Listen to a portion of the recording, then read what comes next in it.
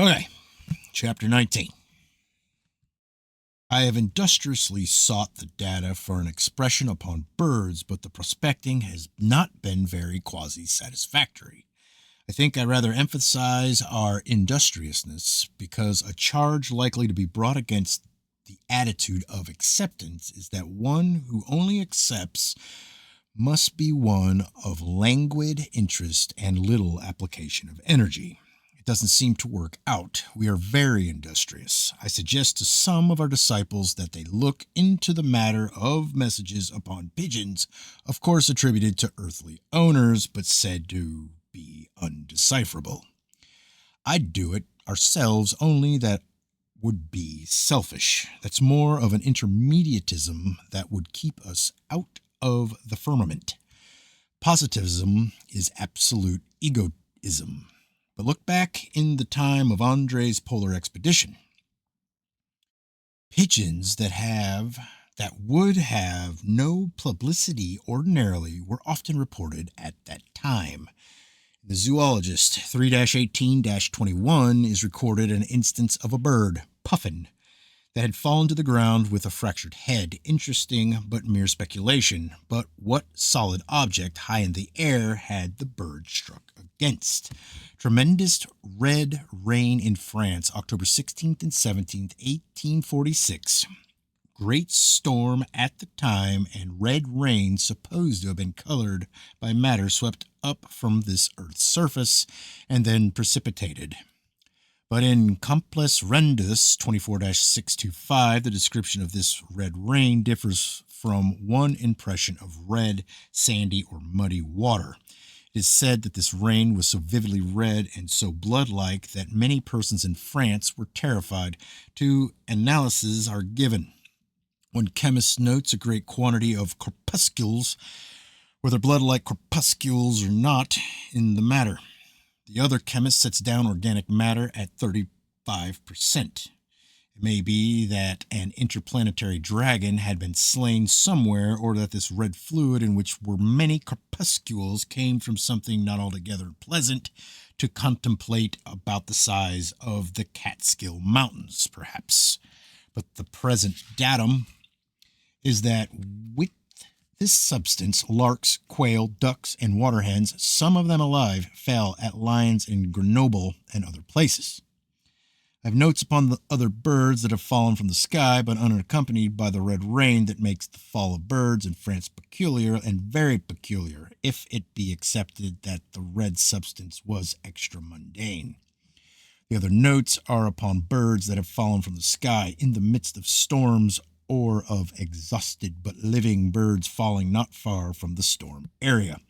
But now we shall have an instance for which I can find no parallel. Fall of dead birds from a clear sky, far distant from any storm to which they could be attributed, so remote from any discoverable storm that my own notion is that in the summer of 1896, something or some beings came as near to this earth as they could upon a hunting expedition, that in the summer of 1896 an expedition of super scientists passed over this earth and let down a dragnet. And what would it catch sweeping through the air, supposing it to have reached not quite to this earth? In the Monthly Weather Review, May 1917, W.L. McCanty quotes from the Baton Rouge correspondence to the Philadelphia Times that in the summer of 1896, into the streets of Baton Rouge, Louisiana, and from a clear sky fell hundreds of dead birds. There were wild ducks and catbirds, woodpeckers, and many birds of strange plumage, some of them resembling canaries. Usually one does not have to look very far from any place to learn of a storm, but the best that could be done in this instance was to say there had been a storm on the coast of Florida. And unless he have psychokinemic repulsion for the explanation, the reader feels only momentary astonishment that dead birds from a storm in Florida should fall from an unstormy sky in Louisiana, and with his intellect greased like the plumage of a wild duck, the datum then drops off. Our greasy, shiny brains. that they may be of some use. After all, the other modes of existence place a high value upon them as lubricants, that we're hunted for them. A hunting expedition to this earth, the newspapers report a tornado. If from a clear sky, or a sky in which there were no driven clouds, or other evidences of still continuing wind power, or if from a storm in Florida, it could be accepted that hundreds of birds had fallen far away. In Louisiana, I conceive, conventionally, of heavier objects having fallen in Alabama, say, and of the fall of still heavier objects still nearer the origin in Florida. The sources of information of the Weather Bureau are widespread. It has no records of such falls. So a dragnet that was let down from above somewhere, or something that I learned from the most scientific of the investigators of psychic phenomena. The reader begins their works with prejudice against telepathy and everything else in psychic phenomena. The writers deny spiritual communication and say that the seeming data are data of only telepathy. Astonishing instances of seeming clairvoyance, only telepathy. After a while, the reader finds himself agreeing that it's only telepathy, which at first had been intolerable to him. So maybe in 1896, a super dragnet did not sweep through this Earth's atmosphere, gathering up all the birds within its field, the meshes then subtly breaking. Or that the birds of Baton Rouge were only from the Super Sargasso Sea, upon which we shall have another expression. We thought we'd settled that, and we thought we'd established that, but nothing's ever settled and nothing's ever established in a real sense, if in real sense there is nothing in quasiness.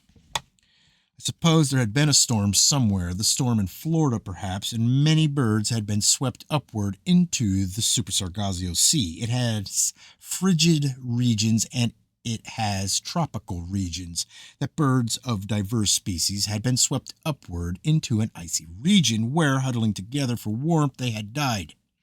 And later, they had been dislodged. Meteor coming along, boat, bicycle, dragon, don't know what did come along, something dislodged them. So leaves of trees carried up there in whirlwinds, staying there years, ages, perhaps only a few months, but then falling to this earth at an unseasonable time for dead leaves. Fishes carried up there, some of them dying and drying, some of them living in volumes of water that are in abundance up there, or that fall sometimes in the deluges that we call cloudbursts. The astronomers won't think kindly of us, and we haven't done anything to endear ourselves to the meteorologist, but we're weak and mawkish intermedialists. Several times we've tried to get to the aeronauts with us, extraordinary things up there, things that curators of museums would give up all hope of ever being fixed stars to obtain. Things left over from whirlwinds of the time of the pharaohs, perhaps, or that Elijah did go up in the sky in something like a chariot and may not be Vega after all, and that there may be a wheel or so left of whatever he went up in. We basically suggest that it would bring a high price, but sell soon, because after a while there'd be thousands of them hawked around. We weakly drop a hint to the aeronauts. The Scientific American 33-197, there is an account of some hay that fell from the sky. From the circumstances, we incline to accept that this hay went up in a whirlwind from this earth in the first place, reached the Super Sargasso Sea, and remained there a long time before falling. An interesting point in this expression is the usual attribution to the local and coinciding whirlwind and identification of it, and then data that make the local whirlwind unacceptable. That upon July 27th, 1875, small masses of damp hay had fallen at Monkstown, Ireland. In the Dublin Daily Express, Dr. J. W. Moore had explained he had found a nearby whirlwind to the south of Monkstown that coincided, but according to the Scientific American, a similar fall had occurred near Wexham, England, 2 days before. In November 1918, I made some studies upon light objects thrown into the air. Armistice Day. I suppose I should have been more emotionally occupied, but I made notes upon torn up papers thrown high in the air from windows of office buildings. Scraps of paper did stay together for a while, several minutes sometimes. Cosmos 3-4 574, that upon the 10th of April, 1869, at Oktitch, a great number of oak leaves, enormous segregation of them, fell from the sky. Very calm day. So little wind that the leaves fell almost vertically. Fall lasted about 10 minutes. Flammarion, what was that word? Flammarion in the atmosphere, page 412, tells this story. He has to find a storm. He does find a squall, but it had Damn. Hold on. Has to find a storm. He does find a squall, but it had occurred upon April 3rd. Flammarion's two incredibilities are the leaves could remain a week in the air, that they could stay together a week in the air.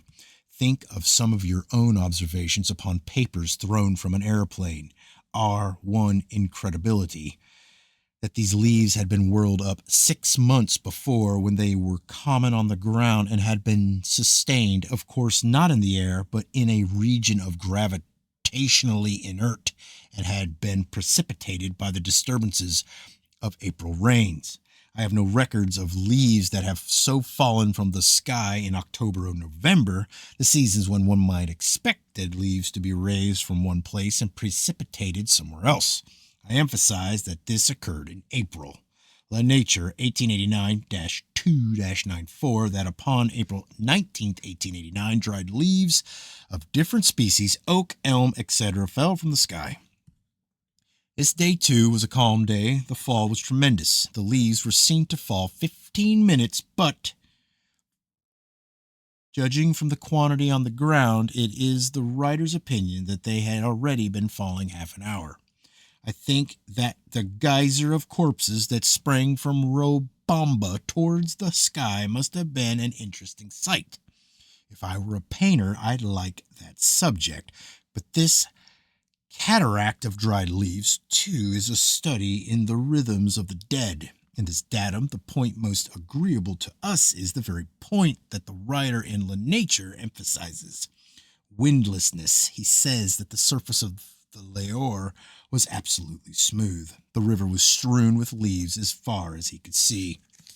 L'Astronomie 1894-194, that upon the 7th of April 1894, dry leaves fell at Clairvaux and Autre-Aube, France. The fall is described as prodigious. Half an hour. Then upon the 11th, a fall of dried leaves occurred at Pontcarré.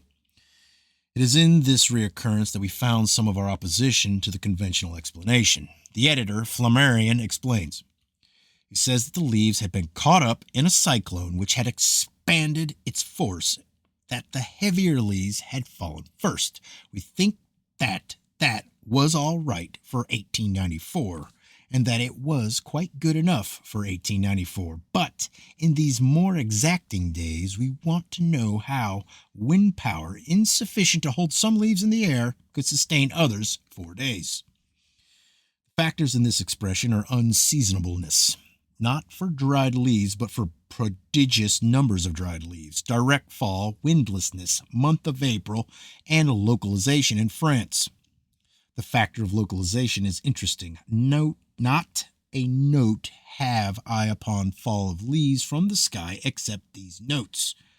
Were the conventional explanation or old correlate acceptable, it would seem that similar occurrences in other regions should be as frequent as in France. The indication is that there may be quasi-permanent undulations in the Super Sargasso Sea, or a pronounced inclination towards France. Inspiration. There may be a nearby world complementary to this world, where autumn occurs at the same time that is springtime here. Let some disciple have that. but there may be a dip towards France, so the leaves that are borne high there are more likely to be held in suspension than high-flying leaves elsewhere. Some other time I shall take up supergeography and be guilty of charts. I think now that the Super Sargasso Sea is an oblique belt with changing ramifications over Great Britain, France, Italy, and on to India. Relatively to the United States, I am not very clear, but think especially of the southern states. The preponderance of our data indicates frigid regions aloft. Nevertheless, such phenomena as putrefaction have occurred often enough to make supertropical regions also acceptable. We shall have one more datum upon the Super Sargasso Sea. It seems to me that, by this time, our requirements of support and reinforcement and agreement have been quite as rigorous for acceptance as ever for belief, at least for full acceptance. By virtue of mere acceptance, we may, in some later book, deny the Super Sargasso Sea and find that our data relate to some other complementary world instead, or the moon, or have abundant data for accepting that the moon is no more than 20 or 30 miles away. However, Super Sargasso Sea functions very well as a nucleus around which to gather data that oppose exclusionism. That is our main motive, to oppose exclusionism, or our agreement with the cosmic process, the climax of our general expression upon the Super Sargasso Sea. Coincidentally, appears something else that may overthrow it later. Notes and Queries 8-12-228. That in the province of Macerata, Italy, summer 1897, an immense number of small blood-colored clouds covered the sky. About an hour later, a storm broke. A myriad seeds fell to the ground. It is said that they were identified as products of a tree found only in Central Africa and the Antilles. If, in terms of conventional reasoning, these seeds had been high in the air, they had been in a cold region. But it is our acceptance that these seeds had, for a considerable time, been in a warm region, for a time longer than is attributable to suspension by wind power. It is said that a great number of the seeds were in the first stage of germination.